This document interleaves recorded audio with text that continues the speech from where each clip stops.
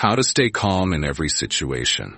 Have you ever felt like the world is testing you, over and over, pushing you to the edge? Maybe it's that unexpected traffic jam on the way to an important meeting. Or perhaps it's a conversation where you feel misunderstood. In those moments, staying calm can feel impossible. I've been there. In fact, I used to believe I had no control over how I reacted. But Buddhist philosophy taught me something profound. Calmness isn't about controlling the world around us. It's about understanding and transforming the world within us. And that's what I want to explore with you today. There was a time in my life when even the smallest disruptions felt like insurmountable obstacles. I vividly recall one afternoon at a cafe, a quiet spot where I often went to work on my laptop. I was deeply immersed in my thoughts, typing away, when someone, rushing past my table, accidentally knocked over their coffee. The steaming liquid poured across my keyboard, instantly rendering my laptop useless. My immediate reaction was a surge of anger. I could feel it rising in my chest like a wave crashing against the shore. My mind raced with questions. Why me? Why now? Why couldn't they have been more careful? In that moment, my anger consumed me. It didn't matter that the person was apologetic or that accidents happen. It felt personal. But as I sat there, staring at the now ruined laptop and the remains of my unfinished work, something began to dawn on me. My anger wasn't helping. It wasn't fixing my laptop, and it certainly wasn't making me feel any better. If anything, it was making everything worse. The coffee wasn't just spilled on my laptop, it was spilling into my thoughts, coloring everything with frustration and resentment. This moment stayed with me, and as I reflected on it later, I found guidance in Buddhist teachings. Buddhism teaches that suffering doesn't come solely from external events, but from our attachment to how we think things should be. I was attached to the idea that my work should go uninterrupted, that the world should align perfectly with my plans. When reality didn't match these expectations, I suffered. The transformative realization was this: I couldn't change what had happened. I couldn't unspill the coffee or undo the damage, but I could change how I responded to it. The problem wasn't the spilled coffee. It was my resistance to accepting what had already occurred. As the Buddha taught, pain is inevitable, but suffering is optional. It's not what happens to us that defines our experience. It's how we choose to respond. This shift in perspective didn't happen overnight, but it was a turning point for me. The spilled coffee became a metaphor, a lesson that life will never stop spilling its coffee. The question is, will we let it ruin our day, or will we learn to clean it up with grace and move forward? That day in the cafe, my laptop may have been lost, but I gained a profound understanding of what it means to truly let go. Buddhism offers a profound yet simple way to understand why we react to life the way we do. At its core is the teaching of attachment, a subtle but powerful force that shapes much of our suffering. We attach ourselves to expectations that people will treat us kindly, that things will go according to plan, that life will flow smoothly as we imagine it should. But the truth is, life rarely aligns perfectly with our expectations. When reality diverges, when someone disappoints us, when plans fall apart, we feel pain, frustration, even anger. It's not the event itself that causes suffering, but our resistance to what is. This is the essence of attachment, clinging tightly to how we think things ought to be, rather than accepting them as they are. Another transformative teaching is mindfulness, the practice of being fully present in each moment. Often, we live in a state of mental autopilot. Our thoughts pull us backward into the past, replaying old regrets or frustrations, or propel us forward into the future, anticipating problems that haven't yet arrived. In this state, our reactions become habitual, automatic, and unexamined. Mindfulness offers a way out of this cycle. It invites us to pause, to step back from our knee-jerk reactions, and to observe our thoughts and emotions as they arise, without judgment. This creates a space between what happens and how we respond, allowing us to act with clarity and wisdom rather than impulse. And then there is compassion, a cornerstone of Buddhist philosophy. Compassion begins with others, but just as importantly, it must extend to ourselves. Too often, we are our own harshest critics, berating ourselves for mistakes, shortcomings, or perceived failures. Yet when we approach our struggles with kindness, with the same gentleness we might offer a dear friend, we open the door to healing and transformation. Compassion softens the edges of our pain, reminding us that we are human, that we are allowed to stumble, and that every moment is an opportunity to start again. Together, these teachings, letting go of attachment, cultivating mindfulness, and practicing compassion, form a path to liberation from the cycle of reactive suffering. They don't promise to eliminate life's challenges, but they give us the tools to face them with resilience and grace.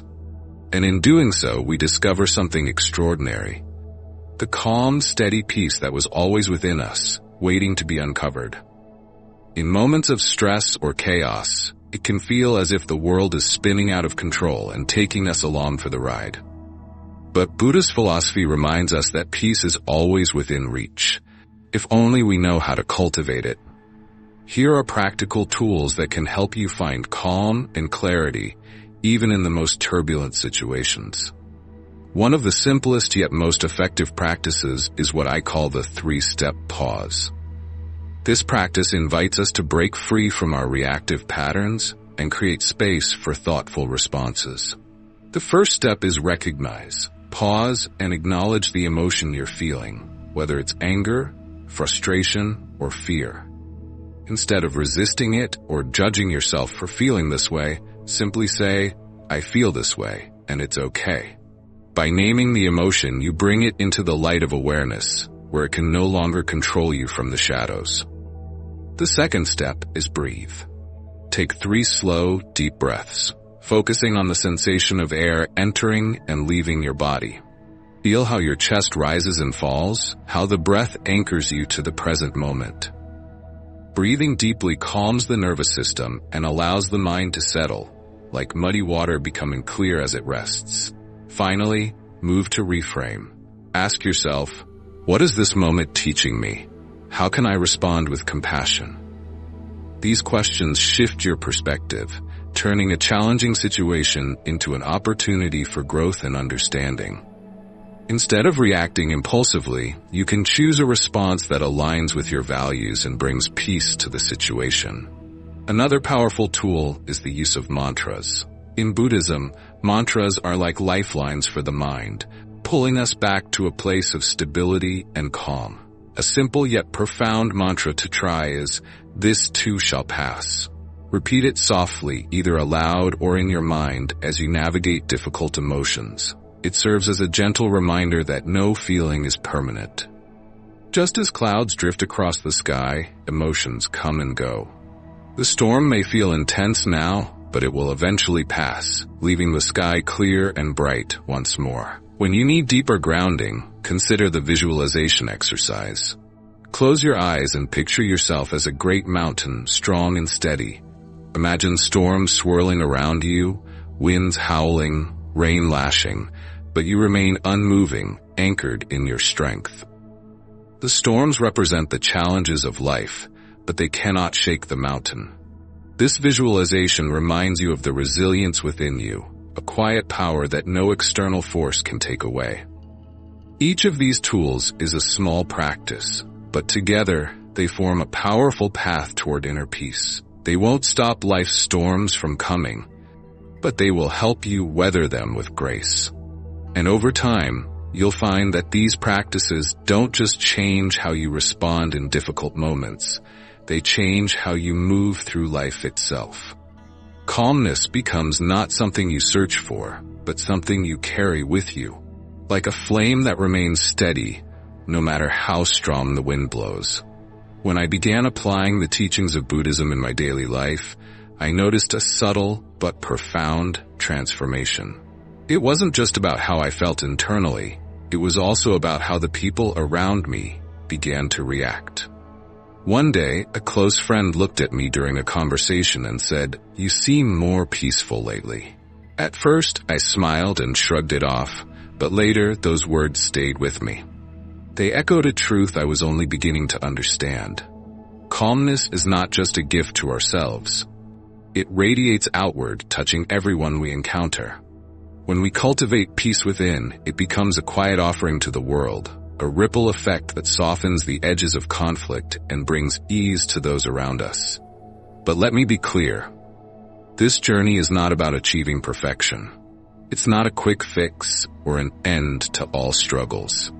There are still moments when I feel overwhelmed, moments when my old habits and reactions creep back in. Yet what has changed is how I see those moments.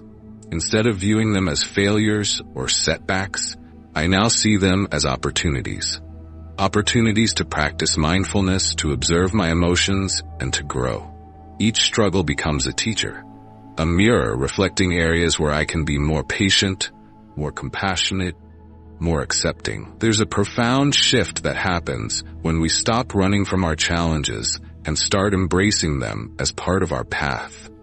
In Buddhism, we often speak of the lotus flower, a symbol of purity and enlightenment. What makes the lotus so remarkable is that it grows out of the mud. Without the mud, there is no flower. In the same way, our struggles and imperfections are not obstacles to peace. They are the fertile ground from which peace can bloom. So when life feels difficult, I remind myself that every moment, no matter how messy or uncomfortable, is a chance to practice.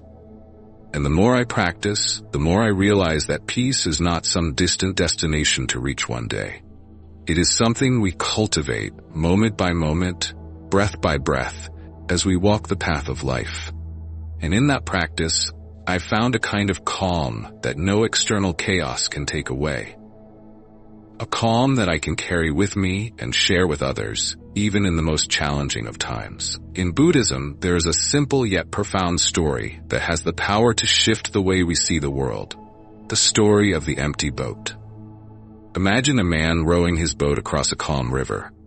The air is fresh, the water glistens under the sunlight, and he is at peace, focused on his journey.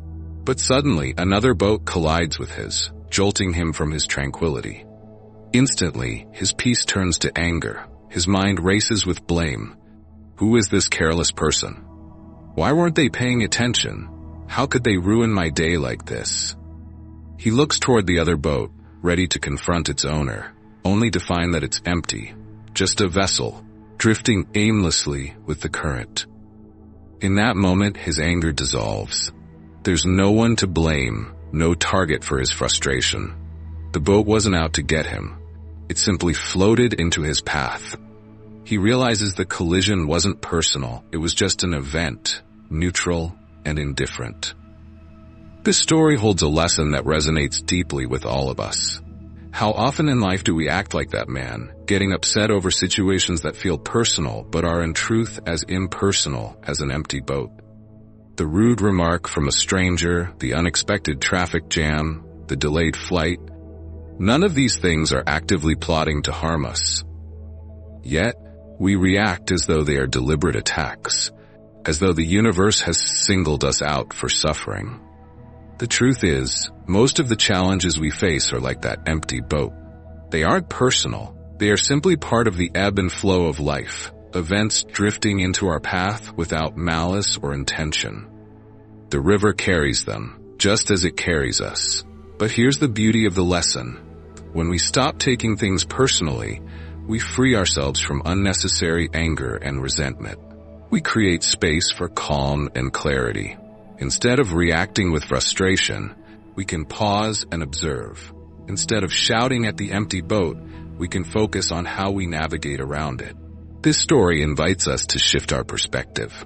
The next time something disrupts your peace, ask yourself, is this an empty boat? Chances are, it is.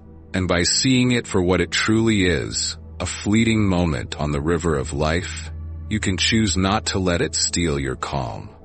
In this simple yet transformative practice lies the essence of equanimity, the ability to remain steady and unshaken no matter what currents life brings. Calmness is not the absence of emotion. It is the quiet strength to sit with your feelings, to acknowledge their presence without letting them sweep you away. It's not about shutting out fear, anger, or sadness, but about greeting them as you would an old friend, with understanding, curiosity, and patience. Life will always throw challenges in our path, but the secret lies in how we respond. Calmness is not a gift we're born with, nor is it a skill that arrives fully formed. It's a practice, like tending to a garden. Moment by moment, breath by breath, we nurture it. Some days the garden flourishes, other days it struggles under the weight of storms. But with consistent care, it grows resilient and beautiful. The next time life feels overwhelming, when the noise around you becomes deafening and the pressure unbearable, I want you to remember this. You have a choice. You can let the chaos consume you, or you can pause, even if just for a moment, and find your breath. That single breath is your anchor. It reminds you that no matter how fierce the storm, you possess the power to ground yourself, to choose your response with wisdom and compassion. It's not about suppressing what you feel.